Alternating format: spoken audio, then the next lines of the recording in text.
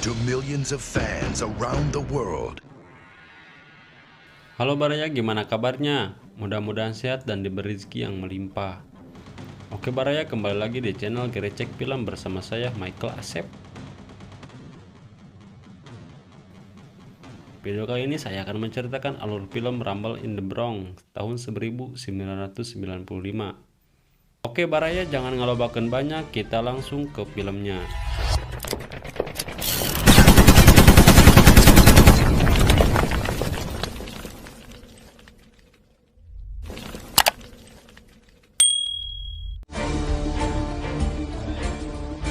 Film diawali dengan diperlihatkannya Paman Bill yang sedang menjemput sepupunya di bandara yang bernama Kyung. By the way, thanks for staying an extra week. Is your supermarket near? I can only... Di perjalanan, Paman Bill menceritakan situasi dan kondisi di kota dan membicarakan grosirnya yang ingin dijual. Honey, I'm home. Sesampainya di rumah Paman Bill, Kyung melihat kayu tempat latihan kungfu Wing Chun. Kyung pun teringat masa belajar kungfu dan mempraktekkannya kembali di kayu itu.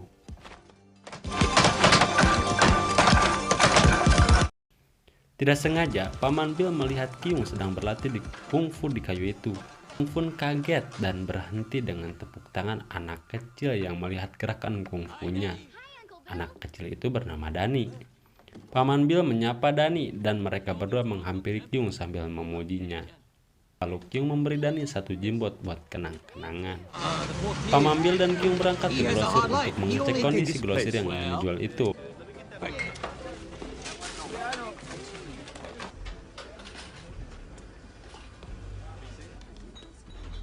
Sesampainya di grosir, Kyung diperkenalkan dengan calon istri Paman Bill. This is your nephew. Oh, honey, do you know the champagne has arrived? Don't worry, honey. Hey, what can I Si pembeli grosir pun datang. Dia bernama Elena. Paman Bill mempersilakan masuk ke ruangannya. This is my client. Oh, yeah? Elena. Hi, Yeah, she's very interested in looking at your. Elena, this way, please. Uh-huh. A good boss must keep an eye on everything, right? Ooh, and you're handsome too. Thank you. Your wife wants to buy a ranch after the wedding. The price. It's too high. Can't you come down? Malam pun tiba.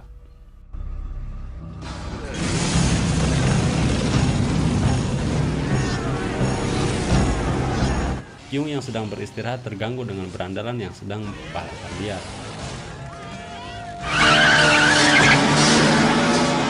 Setelah ditengok-tengok, pembalap malah melaju di atas mobil yang terparkir di jalanan. Kyung pun kaget dan langsung membangunkan Paman Bill. Uncle, come on! Uncle, wake up! Karena si Paman tidak bangun, Kyung pun meloncat untuk menghentikan si pembalap. Karena mobil Paman Bill juga terparkir di sana. This is my car!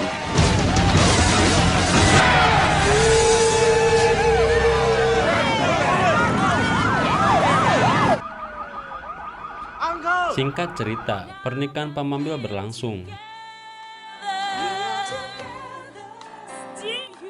Elena yang membeli grosir Paman Bill datang menghadiri pernikahan sang paman. Kyung menghampiri Elena dan menawarkan dirinya membantu di grosir yang dibeli dari pamannya. Congratulations, you Sebelum bought the Kyung market. pulang ke Hong Let my Kong. uncle stay. Congratulations. I've got some good news. Oh, Sang paman sangat gembira mendapat kabar dari Elena bahwa si Kyung ingin membantu grosir baru miliknya. Good. What's going on? oh. Hey, Kyung, here's the last of the paperwork. Give it to Elena. Uncle! Uncle, I'm coming! Kyung mulai membantu Elena. Tiba-tiba para berandalan datang ke grosir Elena bertujuan untuk mencuri makanan. Mereka pun bertingkah seenaknya. Thank you. This is the last of the paperwork. Elena kesal lalu mengambil minuman yang sudah mereka minum dan membawanya ke kasir. Sang ketua berandalan pun memberi kode bahwa hasil curiannya sudah penuh dan menyuruh membayar satu coklat biar aksinya tidak ketahuan. Drink it, huh? Huh? Here, try some! Kyung menghentikan operasi mereka dengan cara membahayakan makanan dari tas berandalan. Mereka pun tidak terima dan baku hantam pun terjadi. I'm wrong.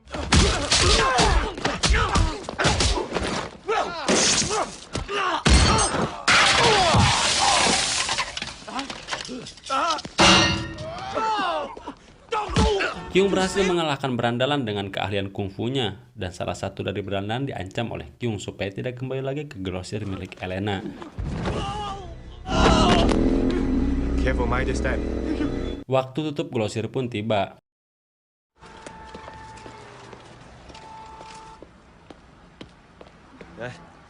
Look it. Kyung yang sedang berjalan pulang melihat wanita yang akan diikeh-ikeh. Kyung pun mengejar untuk menyelamatkan wanita itu dengan mengaku polisi. Kyung bertanya kepada wanita itu yang bernama Nancy, "Kamu tidak kuna naon, Pan?" Nancy menjawab tidak sambil menendang toton Kyung. Para berandalan pun keluar. Ternyata semua itu jebakan berandalan yang tadi siang dihajar Kyung. Kyung pun kembali diserang. Karena kalah jumlah, Kyung lari.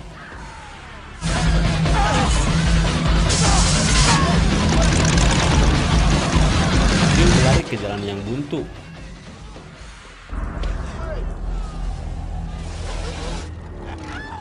Para berandalan itu pun berhasil mengejar Kyung yang dipimpin oleh Tony. Salah satu anak buah Tony yang bernama Angelo begitu semangat untuk menghabisi Kyung. Have some fun. Berandalan langsung menyerang Kyung dengan cara melemparkan botol-botol bekas yang ada di sana.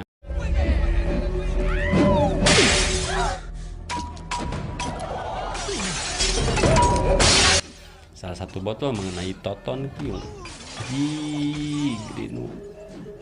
Kyung pun sangat kesakitan dan tidak berdaya.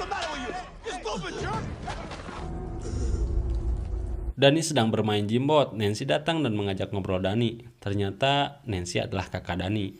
Nancy marah ke Dani karena waktunya dipakai main jimbot dan menanyakan sambil pergi dapat dari mana jimbot tersebut. Dani terdiam dan terus bermain. He's not a stranger. He's a... You always go out every day. Nancy kaget melihat Kyung yang sudah babak belur tiba-tiba datang ke rumahnya. Nancy dan Dani membawa dan mengobati luka Kyung di rumahnya. It's Kyung! What happened? Go!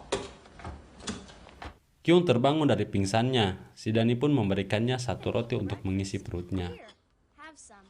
One. And she's pretty. Where are you going? Kyung yang sedang berjalan-jalan di suatu pasar melihat Tony dan anak buahnya yang merempung di malam itu. Tony pun belum puas dan kembali mengejarnya.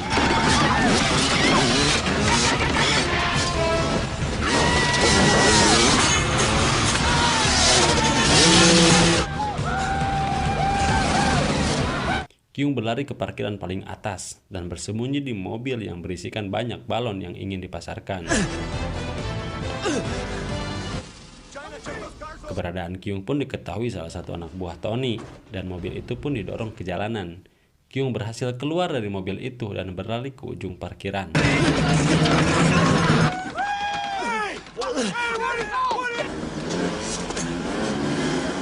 Angelo pun mengecehnya dengan memperlihatkan pantatnya. Kyung pun mencemprotnya dan memberanikan diri melompat dari parkiran itu.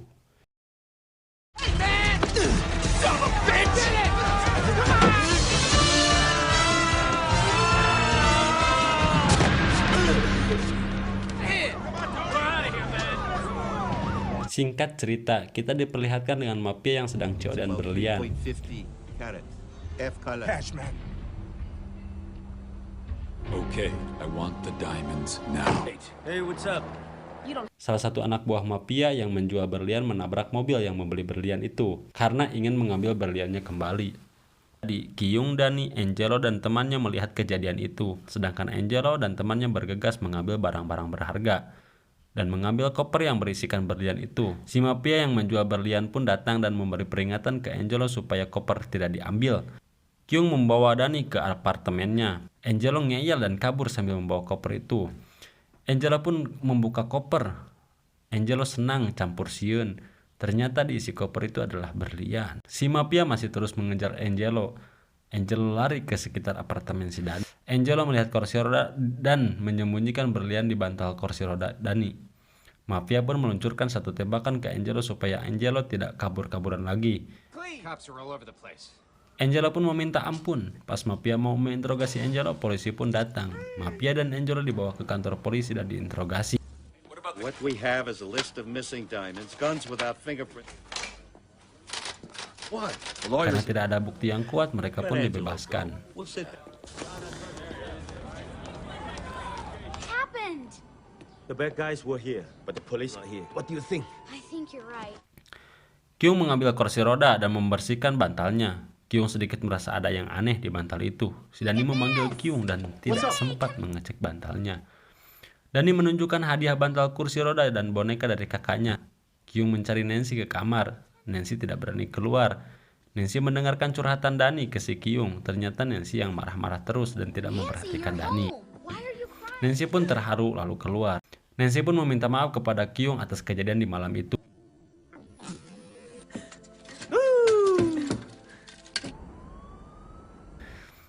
Angelo menyelinap ke apartemen Nancy. Berniat ingin mengambil berlian di bantal Dani dan mafia sudah terlebih dahulu mencarinya. Kyung pun keluar dari apartemen milik Nancy berniat mau berangkat ke diskotik dan melihat ada dua mafia yang sedang mencari sesuatu. Kyung pun ditanya, apakah kamu melihat sesuatu? Kyung menjawab tidak. Mafia itu memberi kartu nama. Kalau Kyung menemukan sesuatu, bisa langsung mengabarinya.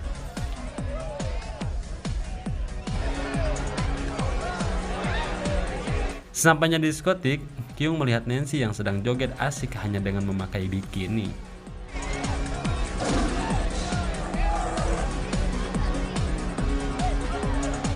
Mereka pun mengobrol. Nice place. Thanks for a while. Dan anak buah Tony mereka melihat mengobrol asik, lalu melaporkannya ke Tony. Nancy tahu mereka dalam bahaya, lalu mengajak Kyung kabur dari sana.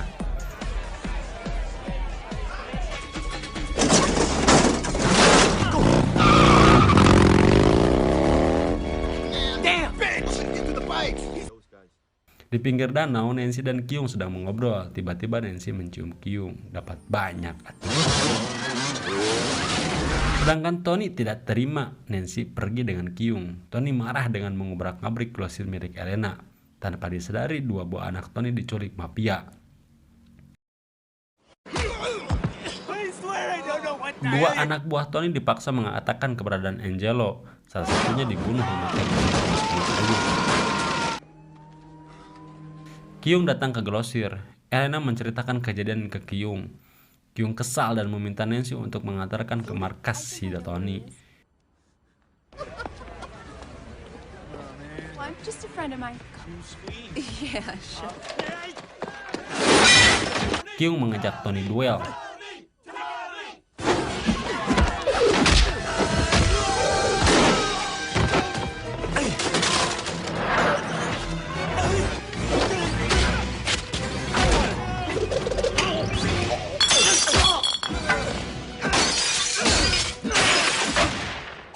Mereka semua berhasil dikalahkan. Kyung memperingati mereka supaya mereka insaf. Tiba-tiba datang anak buah Tony yang diculik dan membawa mayat yang sudah menjadi batagor. Sambil bilang, kalau kita tidak menemukan Angelo, kita semua akan dibuat seperti ini. Kyung pun mengetahui kejadian itu dan menawarkan bantuan. Tony pun setuju. Angelo pun ditemui oleh Tony, Kyung, dan Nancy. Kemudian FBI itu pun datang. Dan Angelo mengetahui identitas FBI itu. Ternyata mereka adalah mafia yang sedang mencari Angelo. Karena Angelo tetap tidak mau memberitahunya, kakinya pun ditembak. I asked you where the diamonds are. Dan Angelo terpaksa mengaku bahwa berlian itu disimpan di bantal kursi roda si Dani. Lalu mafia itu memaksa Kyung untuk mengambil bantal itu. Kyung diseret sedangkan Dani dijuang mafia gondrong. Mafia gondrong itu merobek bantal pemberian Nancy dan masih tidak menemukan berlian itu. Kyung dipukul hingga dia terjatuh ke lantai. Kyung yang melihat bantal kursi roda Dani yang lama di bawah kursi lalu mengambilnya dan mulai menyerang mafia.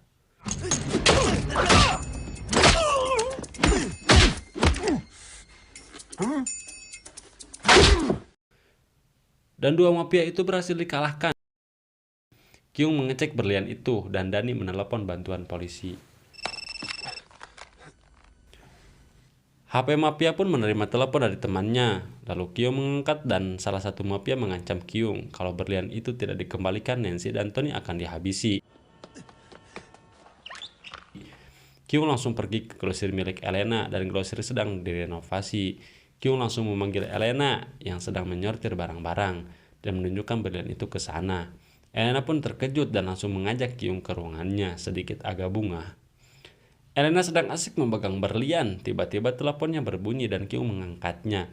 Ternyata bos mafia mengetahui keberadaan Kyung dan mengancam grosir milik Elena akan dihancurkan.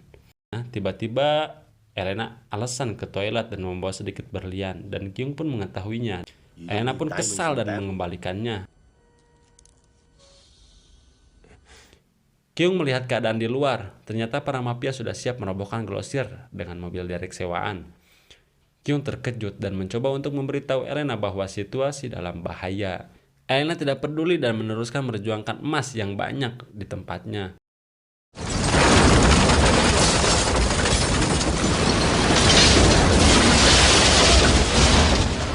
Grosir dirobohkan. Elena yang masih duduk manis terkejut melihat keadaan grosir yang sangat kacau. Kyung pun menerima telepon dari mafia bos. Mr. Kyung. Lalu Kyung meminta bantuan polisi. Polisi pun bersedia membantu Kyung, lalu dipasangkan alat komunikasi di kepala Kyung. Good. Okay. Try to. Don't worry. They won't do anything in a restaurant. Kyung berangkat menemui mafia di sebuah restoran. Kyung memberikan berlian itu ke si mafia. Sedangkan si mafia mencurigai bahwa Kyung bekerja sama dengan polisi. Kyung pun dibawa ke tempat sepi dan diseret ke ruangan yang kosong dan diperiksa. Ternyata ada sebuah alat komunikasi di kepala Kyung. Mafia pun siap menghabisi Kyung. Namun si Kyung melawan dan melarikan diri.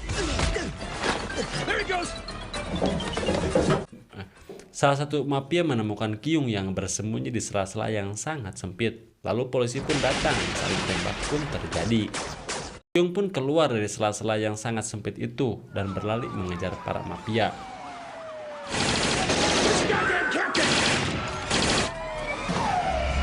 Para mafia pun kabur ke lautan memakai perahu karet.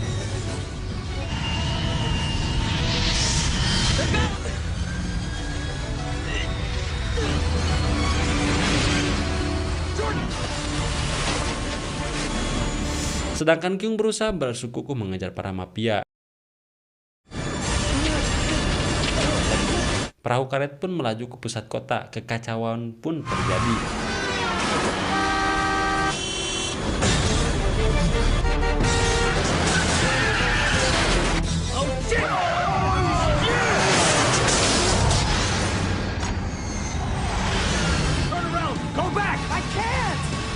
Dan Kyung berhasil menghentikan perahu dengan menggunakan mobil Lamborghini dan gergaji besi. Para mafia pun berhasil ditangkap dan film pun selesai.